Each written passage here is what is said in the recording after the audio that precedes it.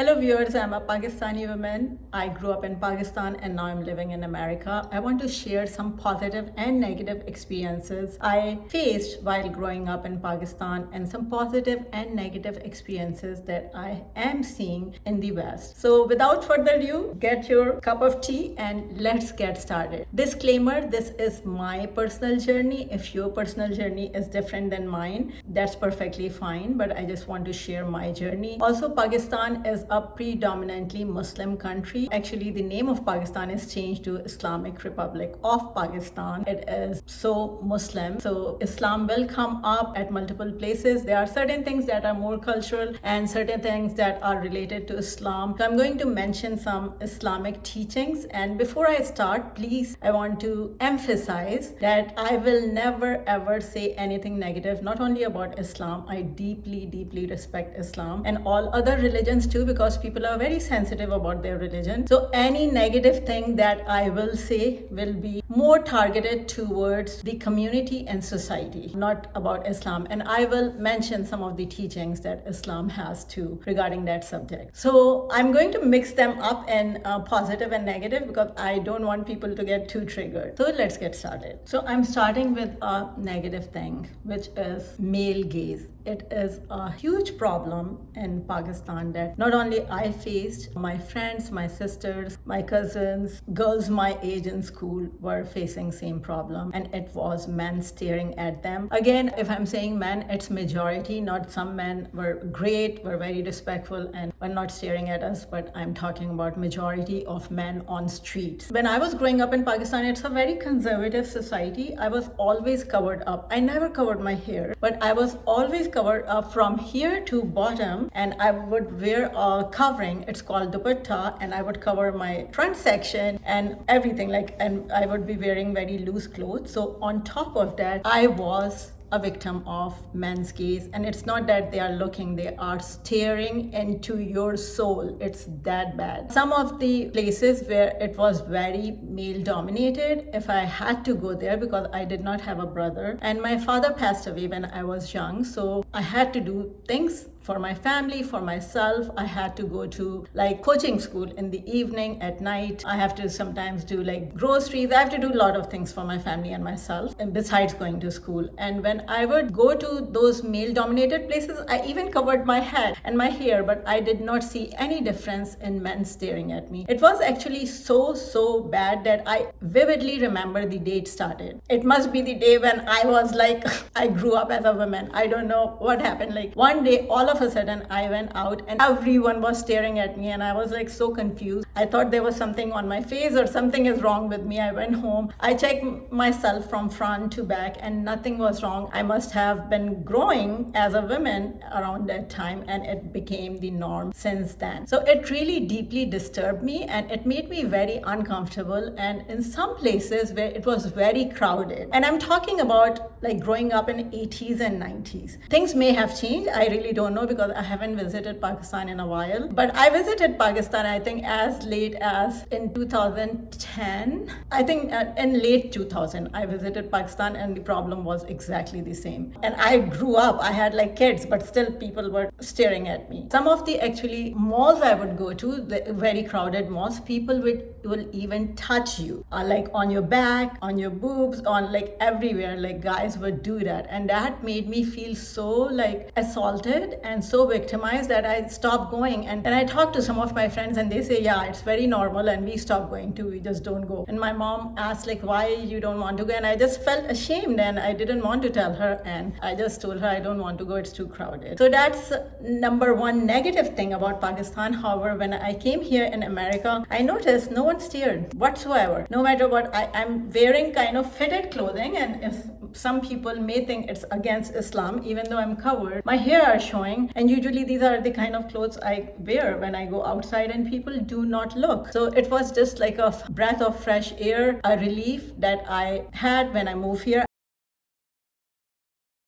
I want to share an article. It's a really good article on male gaze and what Islam says about male gaze. While many socio-economic and religious representations have blamed it all on women, It is interesting to see that Islam is the only religion that has particularly addressed the issue of male gaze 1400 years ago. Before advising women to observe modesty and wear a head veil, Holy Quran addresses men in these terms. Say to the believing men that they lower their gaze and guard their private parts. Another article, listen, Allah first told men to practice restraint of the gaze and of desire. After that, he spoke of women clothing. The first responsibility is yours. The responsibility to avert your gaze. If you don't look, the problem is solved. Let women decide how they will answer to Allah for their clothing and for their actions. Even if a woman walk out without clothes on, men have not been given the right to look at her, because Allah knows where the root of the problem is. So he asks men to control their gaze first. If you can manage your eyes, the rest will also be managed. Women will also be safe from trouble. So again, please don't trust my words. I am in no way, shape, or form saying that women can wear whatever they want. Women should wear modest clothing, and majority of Islamic scholars agree that women should cover their head, which is now called hijab. So I'm not debating that whatsoever. Okay, so I'm not wearing hijab, it's wrong. Okay, so this is a separate topic. Whenever I bring up the subject of male gaze, people say, but women should do. But Islam didn't say, oh, men should lower their gaze, but women should wear modest clothing. Islam bring those teachings for men first, and it was complete on its own. And then Quran addressed women about their modesty. So please don't bring these things up, because whenever there is a topic about women clothing, no one says anything about male gaze. So just look at my two shorts. One of the short I made on Ramadan, it was just more of like a fun short, and I'm going to discuss why I made that short also. I'm going to put the link over there if you want to watch it, and I will explain in the end the reason behind and the meaning behind that short. In that short, I'm wearing shorts, which is definitely, I agree, it is haram. In no way I'm justifying it. It's wrong in Islamic terms. But no one said anything about male gaze. Everyone stayed on the topic of women clothing. But whenever I talk about male gaze, no one ever stayed on the topic of male gaze. They always talk about women clothing. Why? Why we always shift the blame to women? And that's what I have seen in Pakistan. All the blame is always shifted on women. That's why women stay quiet when they are victimized. When they are being assaulted, they are just because they know they will be blamed. They just I got assaulted when I go to those bazaars. I did, and a lot of my friends did too. We stayed quiet because there's so much shame and guilt that is put upon on women that they just stay quiet. It's always a woman's fault. It's just separate. Women, if they're doing something wrong, they have to answer to God. If a man is doing something wrong, he has to answer to God. But we cannot put all the responsibility on women. If we are talking about male gaze, stay on that topic. We talk so much about women's clothing. I don't see anyone talking about male gaze. None of my non-Muslim friends know anything about male gaze. Everyone know about women clothing, and they have to wear hijab. Why? Because it's never talked about. So it's not all bad. Some of the really good thing, the best thing about growing up in Pakistan is family and culture. How families are all united. I love being part of the family. I love how families support each other. They don't turn their back on their family member when a family member is going through a difficult time. I'm a psychiatrist working here in US, and I was shocked to see my patients when they have serious mental disorders. A lot of time their family turn their back on them and they end up becoming homeless. It's just so sad to see, and I don't see these kind of things in Pakistan. Families are always there to help and support. So it's a very family oriented culture, and that's why most people don't even feel lonely or isolated. Loneliness and isolation is very common in West. I don't know that much about West, but loneliness and isolation is very common in US. So according to a recent study, in recent years, loneliness has been recognized as a growing public health concern. So in USA Today, there was an article published that over 60% of adults in the United States report feeling lonely. Young adults between ages of 18 to 22 are the loneliest age group. When we are talking about family, again, I'm going to talk about even elderly people. I see elderly people here are so lonely. Their children, obviously, usually they don't live with them. I'm not saying majority. Some people, even American people, are very good in taking care of their parents, but it's not what we see in majority. Elderly people are taken care of by their families and by their children in Pakistan. Third is again a negative thing in Pakistan related to women. Growing up, I felt I'm in a very patriarchal society where women don't have rights against like sexual harassment. I was in medical school, and in medical school we have attendings. Some of the attendings were harassing students, but there was no one to report to. There was nothing to be done. Even one of my very closest friend was harassed so badly by one of the attending because just she refused to go out to dinner with him, and she was just like targeted, harassed. It was horrible. Her family had to deal with all that, and luckily she was about to get married, and she got married and she finished her rotation, and it was so challenging for her. And I saw all that, and she was such a good girl. But it was common. I didn't do my residency here. Immediately I finished my medical school, I came here. But in medical school, students were really good, our teachers were good, but then there were some attendings who were taking our exams. They were really good and they were very fair, but there were some attendings in medical rotations that were very exploitative and that would harass students if they are not going out on date with them and things like that. And there was no system to report or to make those attendings accountable. However, when I came here and I started working, I was shocked and surprised at all the benefits women have against sexual harassment. Not only women, men too, but women especially, like because they do get harassed a lot. I'm not saying men don't get harassed, but there are very strict laws. There are very systematic procedures. If someone harassed you, you can go to your human resource department or your supervisor without the other person knowing. So I really like how safe I felt working here in USA. So I'm just using an article here, and I'm going to attach all the sources in the description section. So if you want to know details, you can. So according to this article, about 93% of working women in Pakistan acknowledge facing workplace harassment. In 2023, Pakistan ranked 142 out of 146 countries in World Economic Forum Global Gender Gap Report. Women's access to employment opportunities is restricted in Pakistan, particularly due to higher level of harassment women face in the workplace. So I did not even know that, like these statistics. This is just my experience, and I'm actually so glad I did not have to do residency training over there, as my really close friend who did it and the type of challenge she faced, I was saved from that. Okay, now the good point about Pakistan, respect. I just love the level of respect people have for their elders, for their parents, for certain professions like doctors, teachers. They get so much respect. Here I'm a doctor and I do not get that kind of respect at all. Actually, it is taken as business, like I'm paying you money and you are just treating me. It's like a business.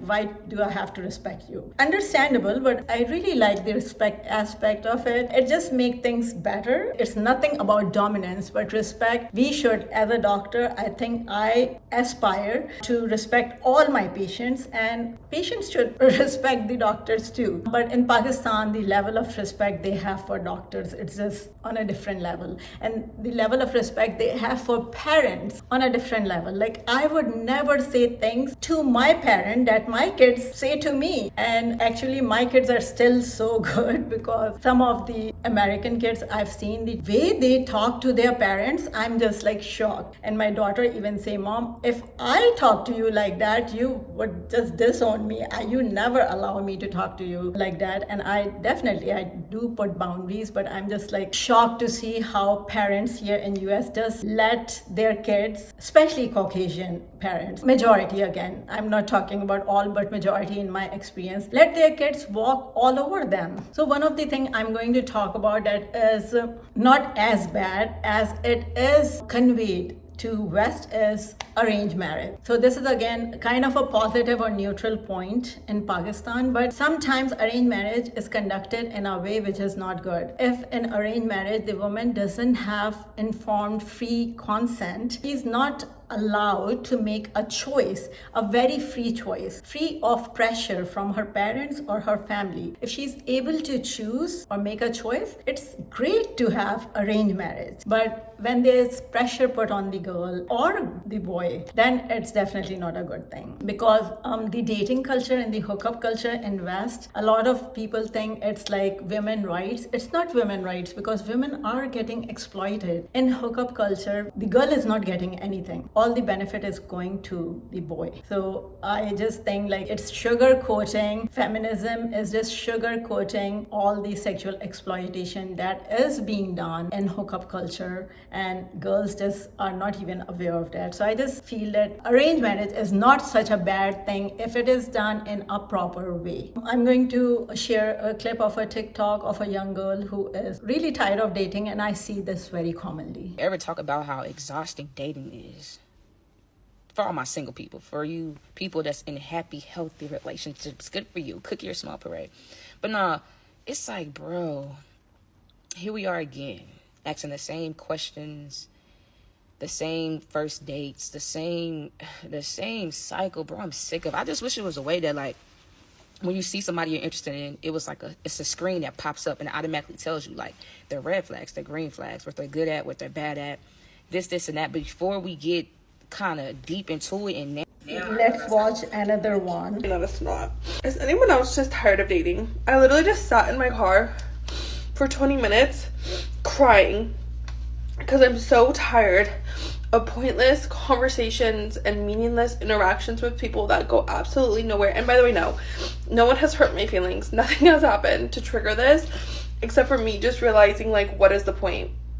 Truly, like, no one dates with intention and actually wants anything serious, and it's just like constant disappointment, and I'm just tired of having that negative energy in my life. But I also feel like I'm getting older, and it's like I have to put some effort into dating or I'm just gonna be alone forever. But now I'm just honestly getting to the point where I'm just gonna be the single aunt, and I think I'm okay with that. So you see how devastated she is, and it's just really saddening. So after seeing all of this, I just feel that arranged marriage, if done properly, is not as bad. In the end, I want to wrap it up by saying that I just wish our Muslim communities and Pakistani community that I am part of be a little more tolerant and accepting. They are just very, very judgmental people, and if they see someone trying to live their life and trying to do things according to their own way, they just become extremely judgmental unless they are following Islam exactly how it should be followed. At least they are trying. It's between them and their Allah. Why are you